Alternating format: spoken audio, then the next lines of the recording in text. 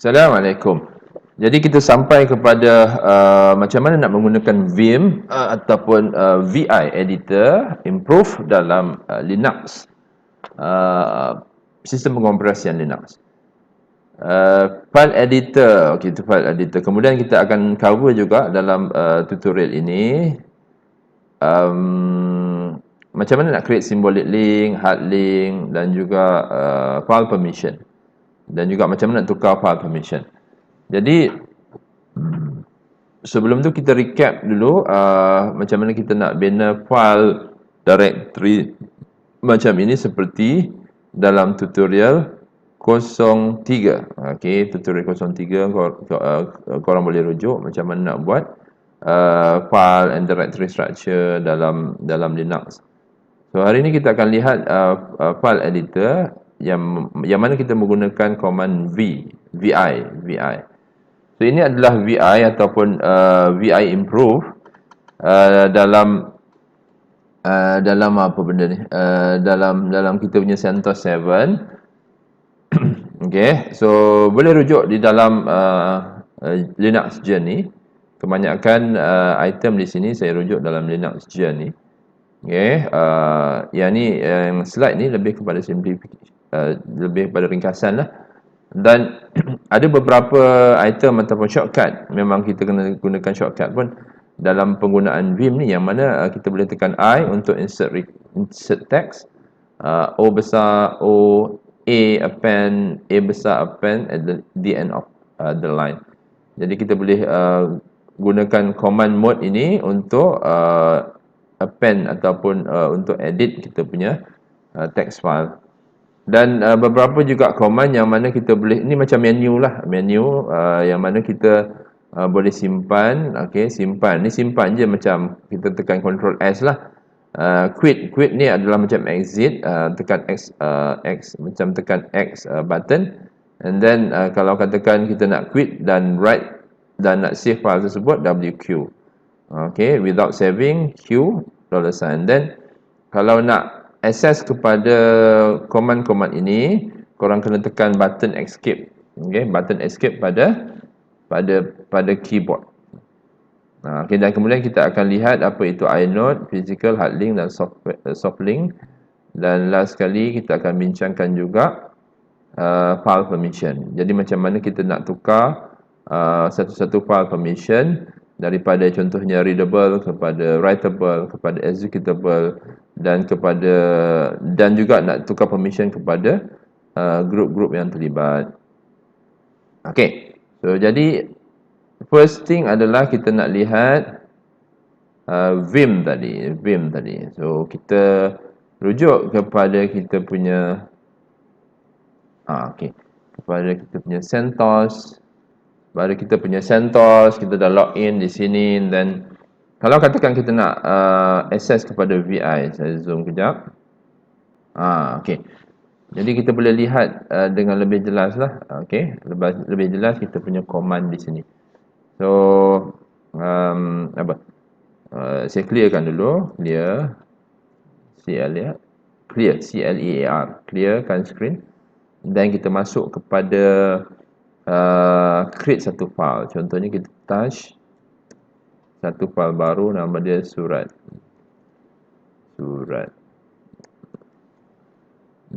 .txt, contoh dia lah. Okey, tekan enter. Dan kemudian kita akan menggunakan arahan VI. VI ni adalah Vim. Okey, gunakan command VI untuk edit surat tadi. Space surat.txt. Okey, so saya zoom out kejap.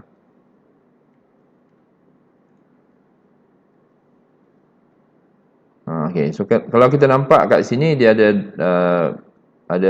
logo Tidal kat sini. Ada teks Tidal kat sini, warna biru kat sini. So don't worry, kat bawah ni biasanya kita akan nampak dia punya command. So kita boleh type command di bawah ini. Tapi nak edit ni, kita edit dulu. Kita cuba edit dulu. So tekan command untuk insert text tadi, tekan I. Okey, tekan I. Tekan pada I dan kita boleh masukkan ayat kita. Okey. So contoh dia lah, Assalamualaikum kepada anda yang menonton tutorial ini. So korang boleh lihat kat sini. Okey,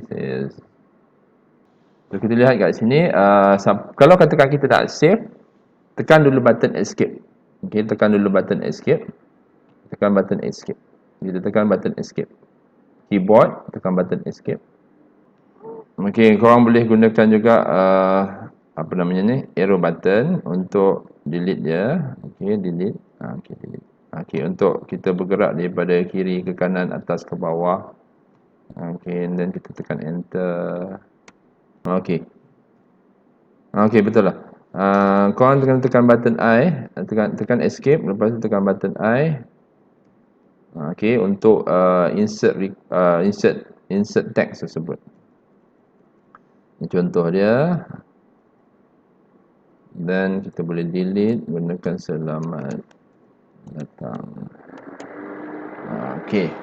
So lepas tu katakan kita dah siap, kita nak save dia, tekan button escape.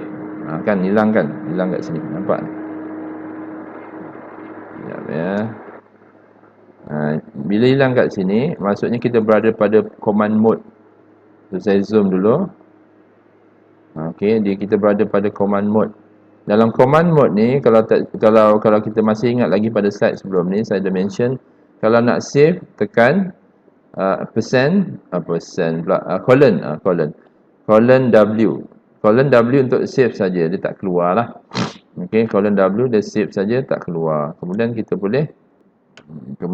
boleh kalau katakan kita nak edit balik, kita tekan I pula. Okey, escape I, then tekan I. Okey. So I kita boleh edit balik. Okey, kita boleh edit balik. Okey. Kita boleh edit balik. Kalau naik atas, line atas gunakan arrow key. Okey. So bahagian bawah ni, pada bahagian bawah screen, kita berada dalam mode insert.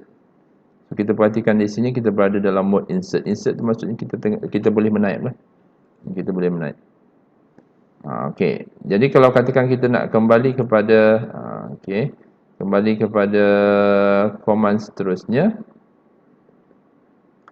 Okey, kita akan tekan escape. Okey, pada ni awak tekan escape. Korang tekan escape. And then nanti kat bahagian bawah ni, nampak tak? Dia hilang. Okey. Dia hilang command di sini. Okey. Dengan adanya benda ni, kalau benda ni hilang, maksudnya kita berada dalam command mode. So mungkin awal-awal ni kena biasakan. Okey, tekan colon. Okey, tekan colon. Okey, colon dan WQ. WQ ni maksudnya write and quit. WQ maksudnya write and quit. Tekan enter. Dan kita akan kembali kepada kita punya prompt.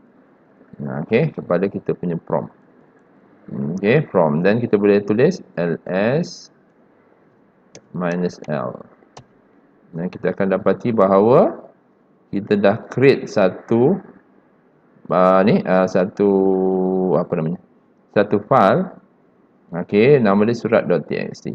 So katakan kita nak lihat saja kandungan surat tersebut, bukan nak edit. Edit kita kembali kepada VI. Tapi kalau setakat nak tengok saja, kita type cat surat.txt. So kita nampak kandungan dia Assalamualaikum, kat bawah ni ada benda ni something like that. So kalau nak edit, kembali kepada VI. Okey, kalau setakat nak nak lihat, gunakan cat ataupun less ataupun more. Cuma less or more tak nampak sangat lah, sebab macam more dia lebih kepada page by page. Okay, pasal ni content dia sikit, jadi setakat nak tengok kita gunakan cat surat, tekan tab, dia akan auto fill, dan kita boleh lihat lah dia punya content. Auto fill pula, auto complete. Okay, so itu adalah macam mana kita menggunakan VI. Mungkin kalau tak biasa, korang kena practice lah, kena buat beberapa kali, beberapa file.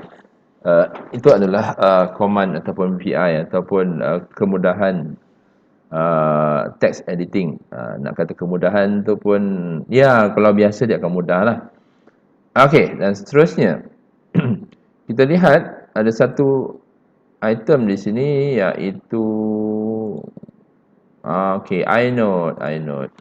inode. So inode tu apa? Inode tu adalah satu entry.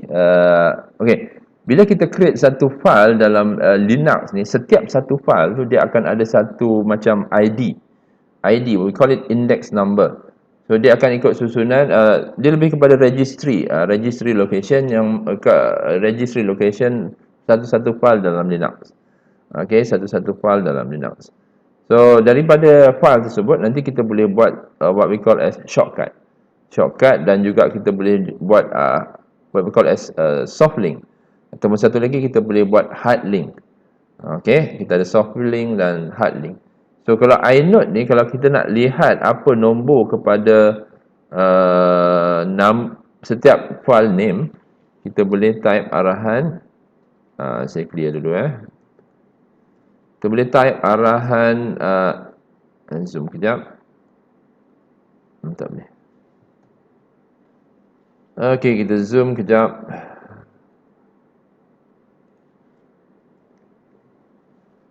Okay, ls minus il.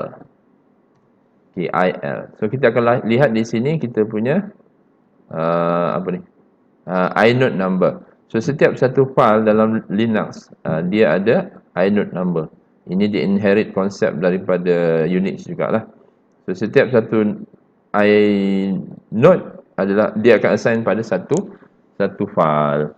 So kalau kita lihat kat sini, kita punya index surat.txt, kita ada inode pada 8467064. Okey, 8467064. Tak perlu hafal pun dia punya inode number. Dan setiap satu file ini, kalau kita nampak, dia ada what we call as access level ataupun permission. So sebelah depan ni, 3 ni -rw, itu adalah file permission untuk owner. Dan ini adalah untuk group minus -rw untuk owner group. Okey. Yang ni untuk others. Nanti kita bincangkan Okey, tapi yang penting sekarang kita ada inode di sini. 8467064. Jadi kita ada what we call as untuk create shortcut kepada satu-satu file, kita boleh gunakan arahan ln, link, the link. Kalau soft link, kita ada -s, minus s, and then kita akan cari which file, surat. Okey, kita akan buat satu soft link daripada surat.txt ni, dan kita bagi nama dia kepada s.txt, contoh.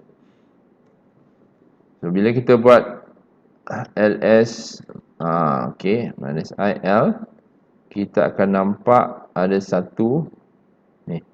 Kita nampak satu file di sini yang ada tanda anak panah. Itu indicates apa? Itu indicates dia s.txt ni adalah soft link. Dan kalau kita perhatikan, inode dia berbeza. Ni konsep shortcut ni sama juga macam Windows, yang mana korang boleh create satu, contohnya application shortcut. Yang mana application shortcut tu dia cuma pegang logo, dan korang boleh letak kat taskbar ke kat mana-mana, dan bila kita klik kepada logo tersebut, dia akan pergi kepada satu file yang lain, contohnya macam exe file untuk execute satu-satu application. Itu adalah shortcut. Dan behavior dalam shortcut ataupun dalam Windows lebih kurang sama macam kita buat soft link. Okey.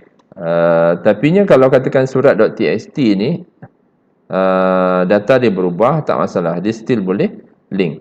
Cumanya kalau surat.txt ni dia punya location dia dah berubah ataupun kita delete ke atau pindah ke folder lain, s.text ni tidak akan berguna lah. Okey, short link ni tak akan shortcut ni tak akan berguna sebab location dah berubah. Okey.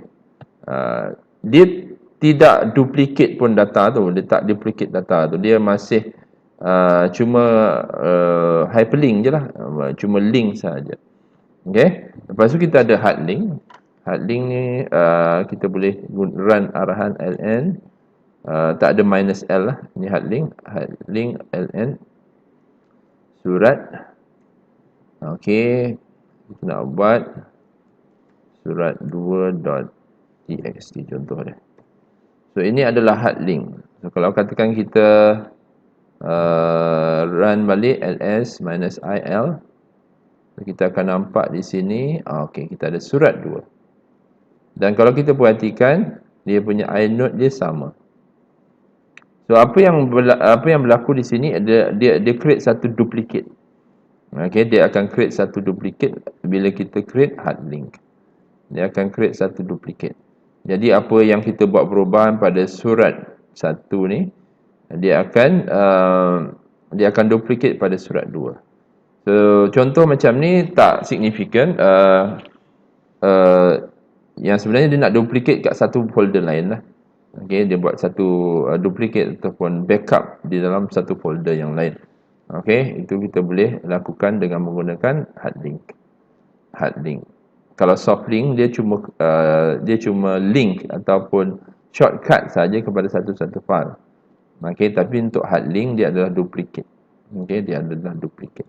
So itu adalah beza antara soft link dengan hard link. Korang boleh nampak dia punya nombor inode berbeza, sama, nombor inode yang sama dalam hard link.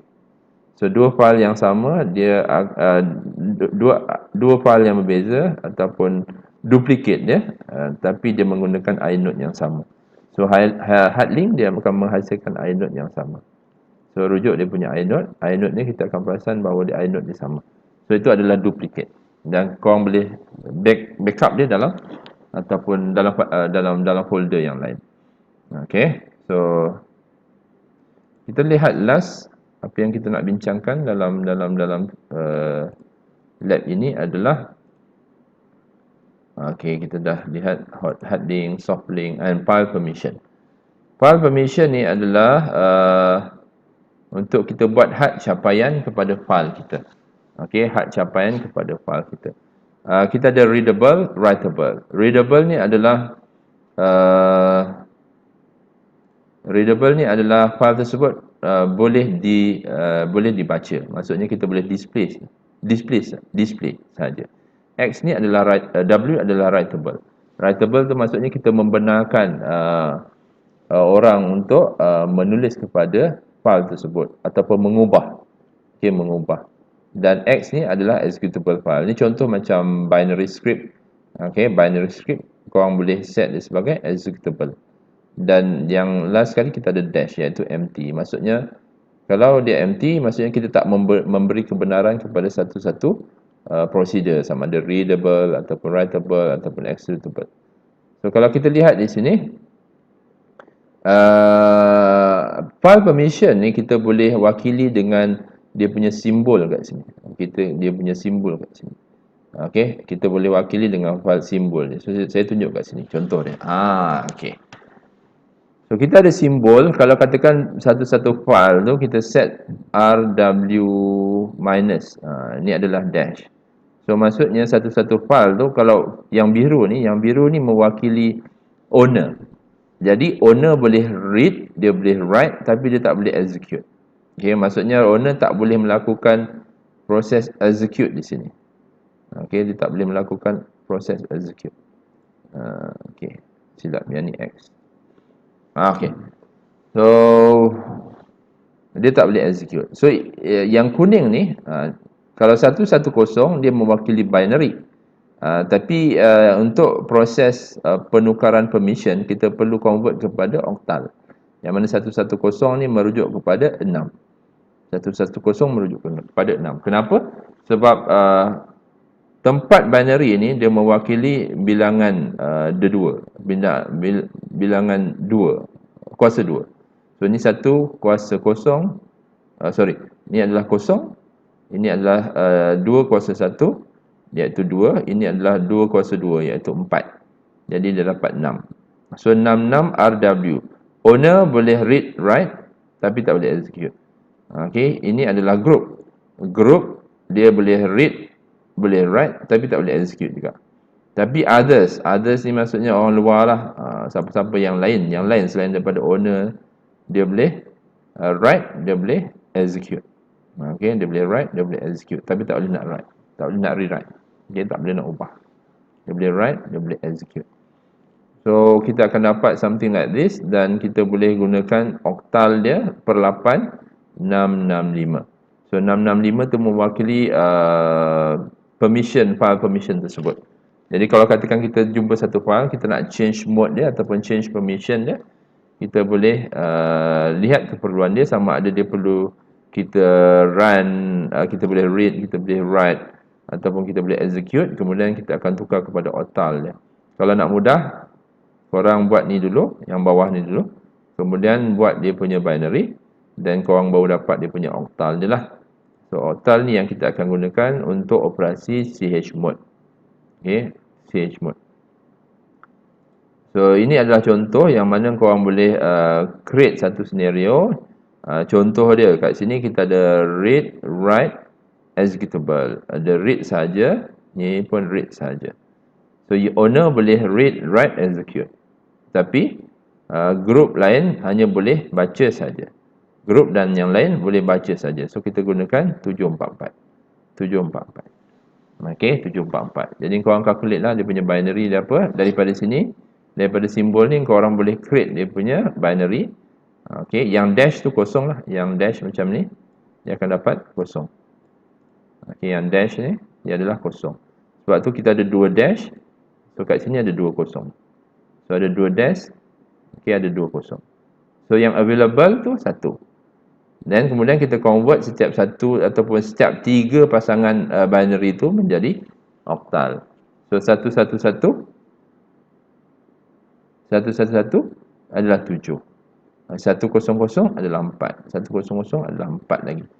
So itu adalah oktal binary dan dia punya simbol untuk permission. Okey, permission. Jadi kita boleh gunakan arahan chmod, number yang kita pilih, kemudian my file. So saya tunjuk contoh. Saya tunjuk contoh. Okey, saya tunjuk contoh. Kita buat clear dulu. Okey, clear. Jap. Macam mana nak zoom kejap? Okay, zoom dia. Kita zoom dia. So, okey, kita ls minus L. Dan kita akan dapat ni lah, ni adalah file permission. Yang depan ni adalah file permission.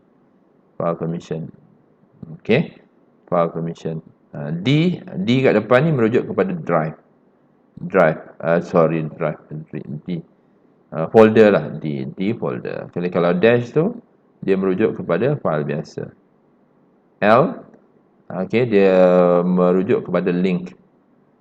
L dia merujuk kepada link ataupun soft link. So L ni korang nampak dia soft link. L soft link. Bila dash ni merujuk kepada file. Ni adalah file. Maksudnya hard link ni dia file juga, cuma dia duplicate. Okey, dia file juga, dia cuma dia duplicate. So contoh dia. Kita ada satu ni assignment.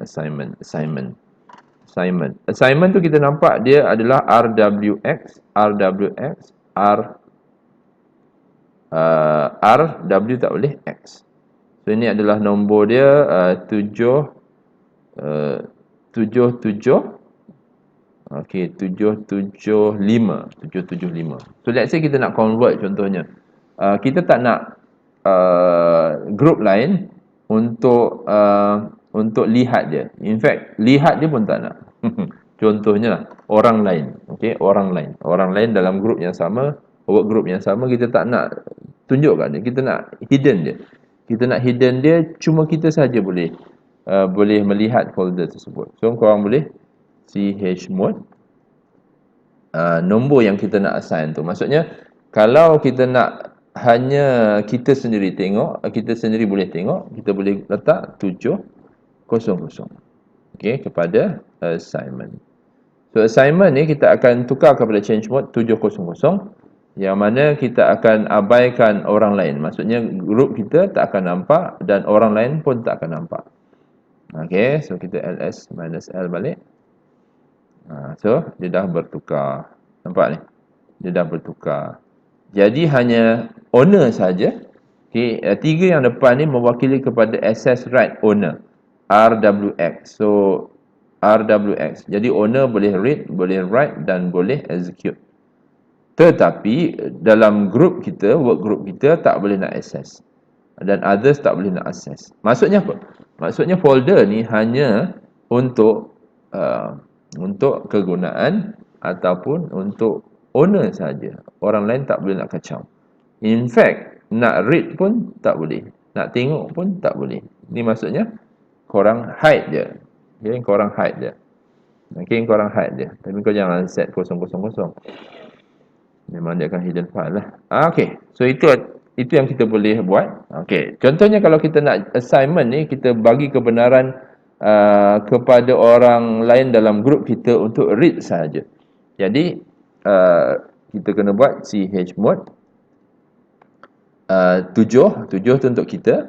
Maksudnya kita boleh buat semua benda, boleh read, write dan boleh execute 7.